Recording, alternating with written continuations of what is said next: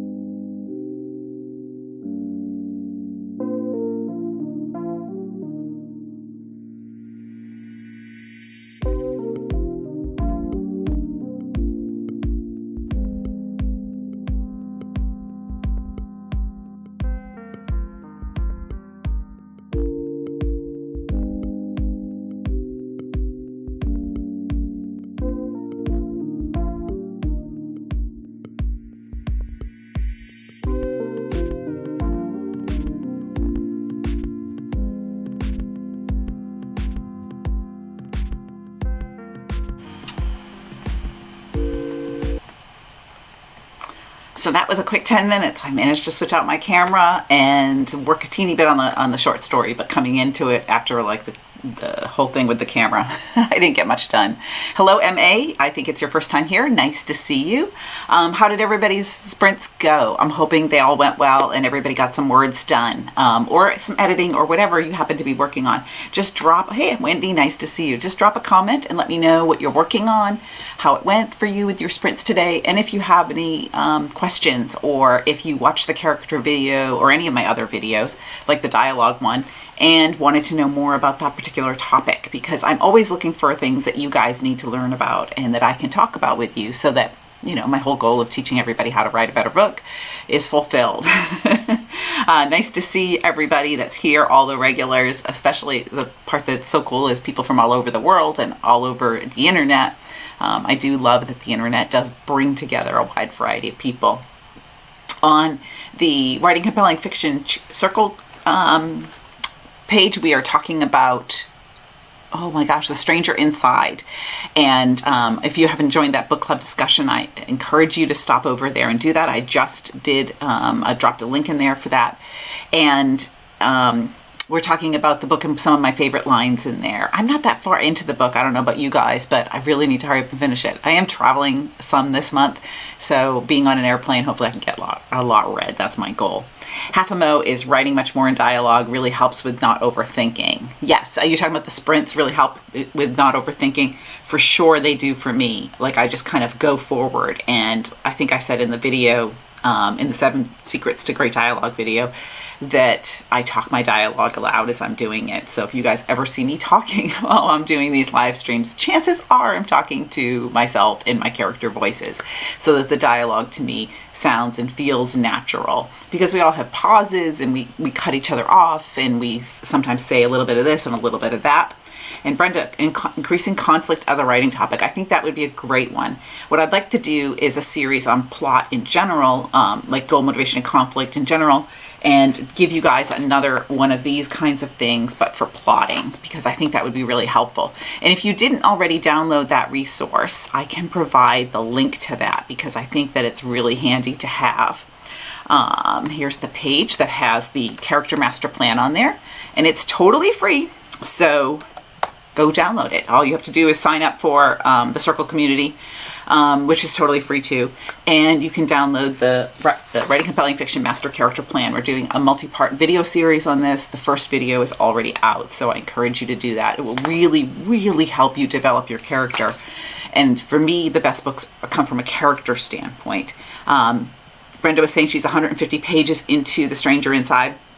And one of the things I like about it is the stranger, who is the murderer, well, or sort of, what was that person, equalizer kind of thing in this book, is the stranger that you're getting to know. And this character was very fully developed clearly before Lisa Unger put him or her on the page, because that person has a real life, they have a history, and all of those things are coming through in little dribs and drabs as you're going through the book, enough to intrigue you to try to figure out who that person is. I think I know who it is, but I'm probably going to be wrong, because Lisa Unger is pretty good at surprising me when I do her books.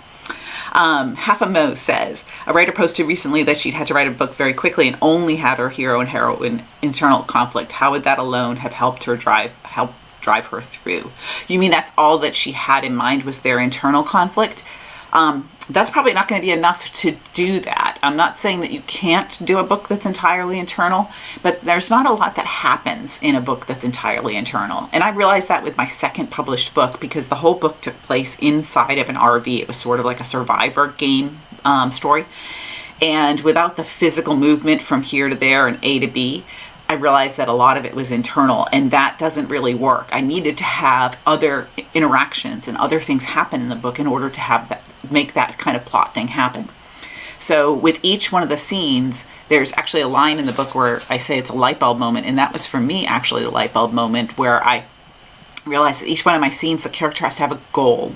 a physical goal and an emotional goal for that scene. And whether that goal comes true or not, or whether they achieve it or not, is what ups the stakes, because things always get worse. And so I ended up introducing like other characters and other outside dynamics that were part of the external plot that affected the Survivor type game that was going on. And even if you watch like Survivor itself or Amazing Race or any of those, they deal with a lot of external things that go on outside of just the trying to get to the end and be the last one standing. So I don't know how you can do a book with just internal and no external, because it's kind of just a lot of talking or a lot of thinking. And if you've ever sat there and watched somebody think, it's not the funnest thing in the world to do. And it's not the funnest thing in the world to read about either. So having that physical interaction and that physical action has your character being more active, has your story being more active, and engages the reader more. So not sure that can work. And Half a Mo asked, emotional goal. Yes, if you do master character plan, that you'll see that the character has to have an internal emotional goal, motivation, conflict. So not only does your character have a goal for the entire book, like in Die Hard, John McClane's goal is to rescue his wife and the other people that have been held hostage at the top of that skyscraper. That external goal is pretty clear. His motivation is, they're being held hostage by a psychopath, and the conflict is that, he's kind of outnumbered completely, he's outgunned, he's at the bottom of the building, he's got a hangover, he's got a lot of physical conflicts in the way, roadblocks in the way. His internal goal, though, is to redeem himself and maybe rebuild the relationships that he has destroyed because he's an alcoholic. Now, does he do that? He does in that movie, but it doesn't stick, because that's why there's a Die Hard 2, 3, 4, 5,000. So you want it to have that emotional component. And even though Die Hard is a guy movie, women get really into it as well because of that emotional component. You really want to see him reunite with his wife and kind of fix the things that he has screwed up because he's an alcoholic with anger management issues. Which is why that guy, the Snape guy, it has all those people hostage at the top of the building because he has pissed that guy off a lot. So that internal emotional journey is super important too. And you can do it in an action book just as easily as you can do it in a drama book or a suspense book or any other. Everybody needs to have some kind of an emotional arc that they need to overcome in order to make the book move forward. And yes, Brenda, Die Hard is a great movie. I use it all the time in my examples when I talk about how to construct a book, because it's a classic that everybody's seen. It's a typical Christmas movie, supposedly, and it is kind of a love story. Although when I watched the sequels, I got really disappointed in John McClane because he clearly didn't learn his lessons. All right, so let's go put some of this into play, and let's do another 10-minute sprint. And I will see you guys back in 10 minutes, and we'll talk some more. If you have other questions, drop them in.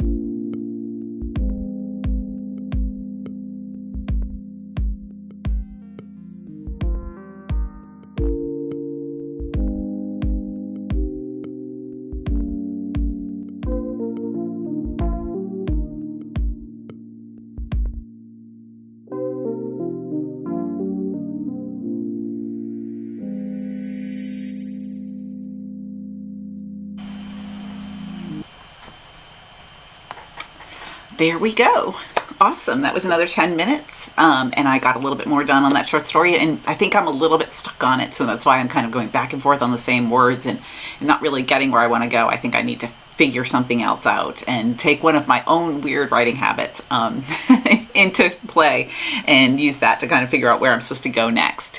What did I want to tell you? So these live streams, by the way, are changing to Fridays at 4 o'clock. We're not going to have any for the next 2 weeks because I am traveling to a couple of conferences and I'm going to have the first in-person Writing Compelling Fiction. We will go live, but we won't be writing on Tuesday the 26th. And then I will be back and we will have our next live stream on Friday, October 6th at 4 o'clock. If you see the schedule on the Circle page, that tells you everywhere where I'm going to be and what I'm going to be doing and where the lives are and everything else. And I think you can access that even if you're not a member. But here's the schedule. For everything and all of the speaking events that I have coming up because I'm speaking a bunch this year. I've got like 3 or 4 workshops that I'm doing with the coaches program. I'm speaking about writing stronger sentences here in Clearwater, Florida. I'm doing some workshops for Women Write the West and for the Moonlight Magnolias Conference and a couple of other groups. So if you look at my schedule there, you can see all of the talks that are coming up. And some of them you can register for without even having to be a member of the group. So just check it out. You'll be able to see that. The live stream on 10/6, it'll be, next live stream is 10/6. Oh, the live stream on 9/26, the event will probably be about roughly 6 o'clock because that's when it's going to start. You know, if nobody's there at 6 o'clock, I'll just be talking to myself.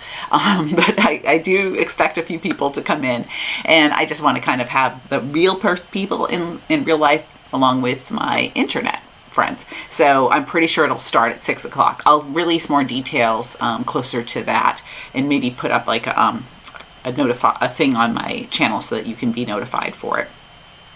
Yay, Wendy, getting 185 words in the same stream, in the same scene from last week. You can tell that it's a little bit discombobulated here today. That's awesome. And yes, Heather, it'll be in Fort Wayne, Indiana at the Wyndham Garden Hotel in the lobby bar. So I'm very excited to have the first in-person event for Writing Compelling Fiction, and hopefully we can have some more. I know that Brenda will be at Moonlight Magnolias, and if some more of you are going to be there, let me know, and maybe I can schedule something in the bar at that hotel as well, because that would be kind of fun to kind of meet up with everybody, probably Thursday evening. So, Half a Mo had a question. Do you ever just halt what you're writing and go back to figure out the plot, or do you keep trying to push through? This is actually something that I talk about in the 3 Weird Writing Hacks video that comes out this week. A lot of times I will just stop if I'm stuck because I know that there's some kind of a plot problem.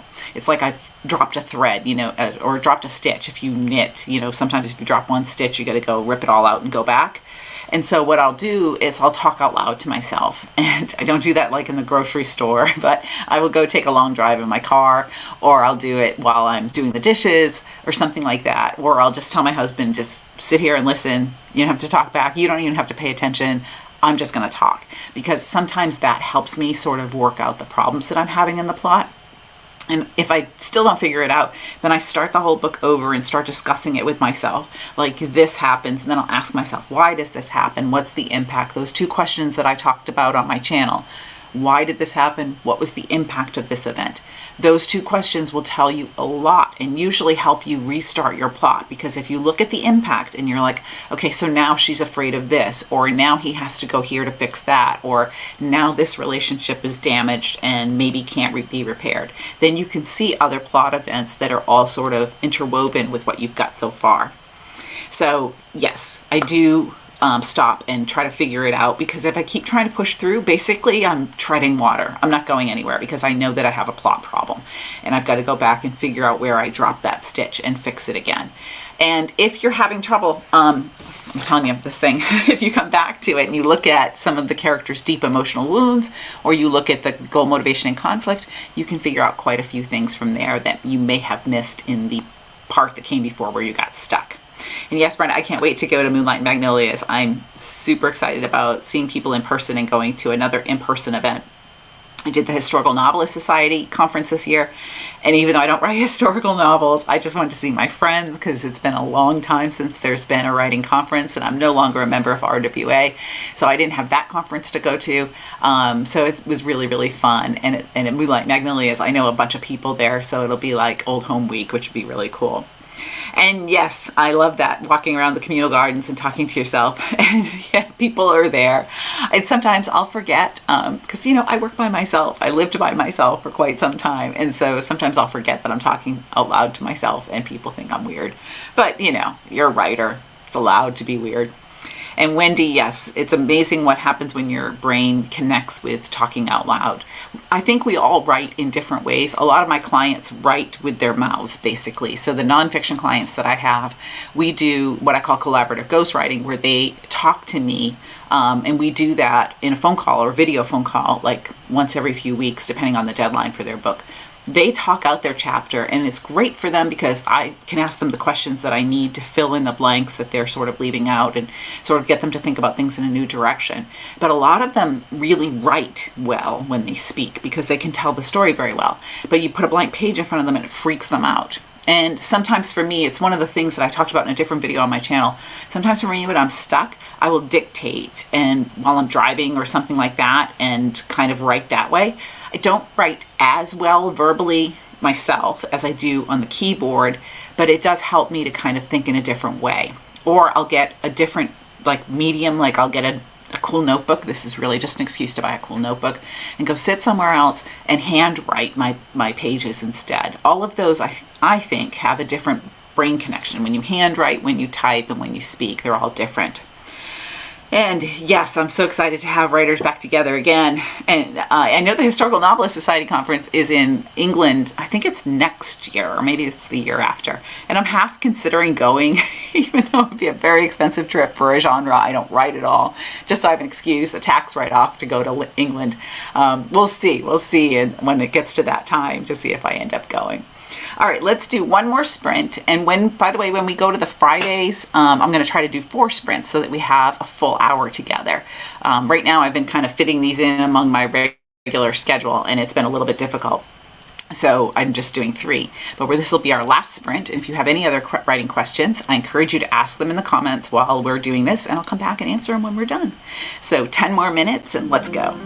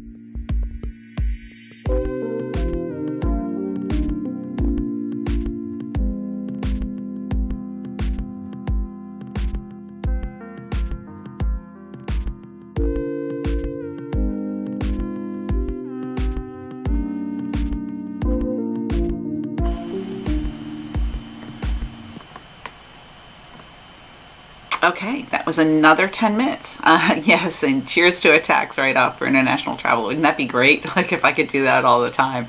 You also have to, my husband reminds me all the time, you have to make the money so that you can write it off on your taxes. So that's always a good thing to remember. I hope your 10 minutes went well, because I know mine went pretty good. I kind of put the short story aside, just like Half a Mo. I was having a little bit of a plot issue and started working on something else that I also have to write. And my mind is always on multiple projects at one time, which I think is really good for my mind. Even though I think, pretty focused, I think that my writer mind is a little ADD, because I like to write this and then that and then come back to this and go back to that, because other things are sort of cooking in the back of my brain while I'm doing that. And writing while dictating doesn't go well for Wendy. I used to write while I drove like long distances all the time, and I would like scribble on a piece of paper. That's why you don't ever want to get behind me when I'm driving. Now that the advent of cell phones and everything, I can dictate it instead, because I wouldn't be able to read my writing by the time I was done, because, I'm scribbling without looking at the paper because I'm trying to watch the road or the highway or whatever. But yeah, driving for some reason is a great way for me to kind of write and figure out what's going on. And yay, Wendy, for the 75 words. That's better. Every word is better than none. And Half a Mo, stuck with my main character trying to get the heroine to do something he needs to happen. He just sounds like a jerk or abusive. Written as 3 different ways today. So let's think about his motivation for that, and maybe his deep emotional wound behind why he needs that, so that you can sort of layer it a little bit better and leave a little bit more mystery for the reader and the other character about why he wants her to do this. Kind of look back at some other instances where things have happened like that in shows, like, let's say, I use Shrek all the time for an example, but Shrek is a great example of somebody that you can sense has deep emotional wounds underneath it all. And even when he's really mean to Donkey, you get it, and you don't get mad at Shrek. You understand Shrek because he has those deep emotional wounds. So if you can kind of lay that groundwork a little bit, I think it'll be easier to say that, have that character say that. Just my 2 cents. I don't know enough about the book, obviously, to comment on it entirely, but that's one of the things that I try to do, is sort of figure out what are the real underlying things that are going on there. And one of those things I do in real life all the time is try to figure out other people. So my husband and I will be watching something on TV, or we'll be talking about somebody in our life behind their back. And we will, hey, Robin, yes, so sorry about that. Sorry about your work emergency. Just so you know, we're switching to Fridays on October 6th. This is our last writing sprint for September. We're switching to Fridays on October 6th. And it's the last sprint because I'm going to be out of town doing my in-person stuff. So you guys should check out the calendar if you haven't already. And Wendy, you should think that's a really great offer to Half a Mo to kind of work on her book there. We end up talking about other people, and I'm always trying to figure out their motivations for things, like maybe this person is insecure, maybe this person is really bossy because of this, or maybe this person is kind of a really coming off as overly confident, or kind of like a know-it-all because he's feeling insecure. My husband's a little less analysis kind of person like that, and he's like, no, he's just a jerk. But I'm really working on trying to sort of figure that out, because that gives me lots of character ideas, and sometimes I'll take those ideas and write them down for the characters that I'm working on in general. So just sort of practice goal, motivation, and conflict in real life with other people. You don't necessarily have to tell them what you think their deep emotional wounds and internal goal, motivation, and conflict is, but it's kind of a fun exercise in figuring that stuff out so you can use it in your book. All right, everybody, I had a great time. I'm sorry that this is the last one until October 6th, but I look forward to seeing you all. I'm going to put that right here in next live stream. I'm going to put, it's October 6th. I can't even write October. I'm going to put a live stream notification up on the YouTube channel so you can sign up for it. And it will also be on my Circle page with my schedule. So I encourage you all to kind of go download your master character plan that is free. The link is inside the chat. And happy writing for the next couple of weeks. I will see you guys on October 6th. Thanks so much. Bye, everybody. Thank you, Half a Mo.